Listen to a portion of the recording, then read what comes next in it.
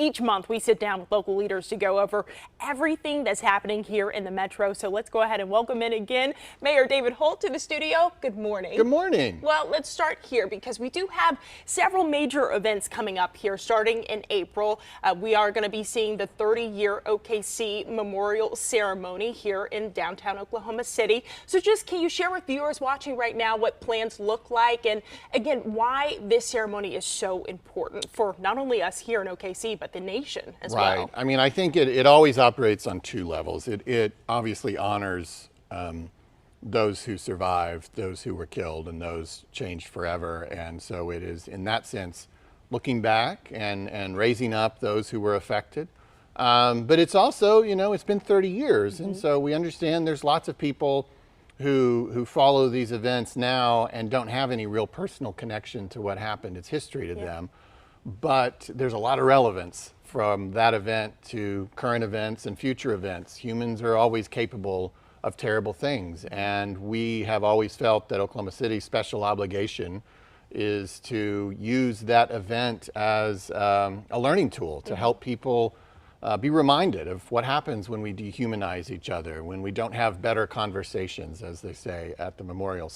So there's a lot of forward looking as well. And there's also a lot of celebration of life, celebration of our response to what happened. You know, the tagline they've been using this time in the 30th anniversary is "One day of darkness, years of light." And I think that's part of it as well. The particular event on April 19th, of course, April 19th comes when April 19th comes. So it is the day before Easter. And so I recognize that's not the most convenient maybe for everybody, but it is when it is.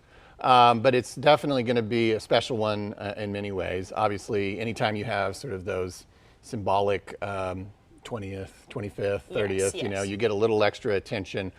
We've also been very blessed that President Clinton has come at pretty much every one of those 5-year anniversaries, and so he is coming on April 19th. You know, he was the president when this happened. It was, you know, his role in the response was certainly notable, and he definitely pulled the country together in that time when the act itself was intended to spark a civil war. And you know, that's not what happened, and I think President Clinton gets a lot of credit for that. So he will be there. He will deliver remarks. So it'll definitely be a very special weekend in Oklahoma City as we look back and also look forward. Absolutely. So I want to switch gears here, talk about some movement at City Council yesterday. We saw some movement in terms of investments into the city, looking at two things here, the Overholser Dam and May Avenue Bridge. Can you talk about what City Council decided there and how you hope that this kind of adds to what's going on already in Oklahoma City, a growing Oklahoma City? I mean, you know, this is like the meat and potatoes of what we do. You know, a lot of times when we sit on this couch, we talk about arenas and basketball teams. We'll get to that. But hey, like a big part of what we actually do is just the like core infrastructure. And the May Avenue Bridge over the Northwest Expressway, it actually, some people may remember, got heavily damaged a few years ago. We did make it a repair at that time to make it functional again, but it's still really old and it needs to be replaced. And so we're funding that through the 2017 bond issue. We'll be talking later this year about another bond issue because it's time to recommit to that core infrastructure. But we have the resources from our last one to do this. We're also looking at the Overholser Dam. The Overholser Dam is over 100 years old. It's our city's first lake.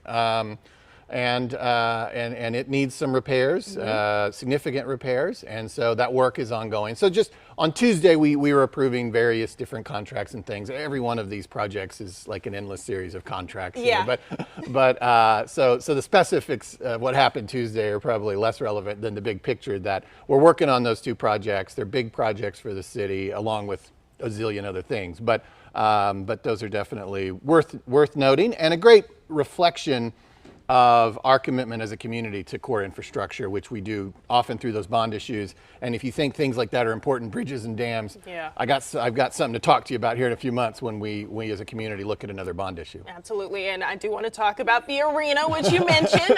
On the agenda yesterday was the demo for Prairie Surf, so there was some movement made on that. That passed. So share with our viewers what happens next here. Yeah, so just in the next few weeks, demolition will commence. it's an end of an era for a really historic building for our city. The Myriad, later Cox Convention, Yeah. later Prairie Surf Media. Yep. I mean, it's hosted everybody from presidents to Elvis and LeBron to Sylvester Stallone, everything in between. I mean, it's a lot of history, but what we're about to do on that site is going to change our city forever. $1 billion arena. Can't wait to show those renderings this summer for what that's going to look like. But the first step is demolition, and that's coming in the next few weeks. We've been in there kind of saving some of the cool things that made the Myriad special and memorable. But that work is about to begin, and we chose Midwest Wrecking as the demolition contractor this week. Well, I know a lot of people at home are excited to see those renderings, sad to see this building go, but moving into the future here and looking at That's the way it goes. who will call this new arena home. The OKC Thunder are really making a run for it this year. 60 wins last oh night. my Ties the gosh. Thunder record. So Yeah. the next win, and they got like 9 or 10 more games. The next win will set a new mark for victories by our Thunder in their 17-year history here. They're the best team in the NBA. April 19th, 20th, it's going to be a busy weekend, was gonna ask you, yeah, I was is gonna when the ask you. playoffs start. They have already secured home court advantage through the Western Conference. Don't make too many travel plans between now and June. This is going to be an electric 3-month playoff run, we hope. All right, well, we will check in with you in April around the time for the playoffs, because I'm sure we are going to have a lot to talk about and maybe wear some orange and blue that day, okay? All right, well, thank you for your time. We appreciate it so much.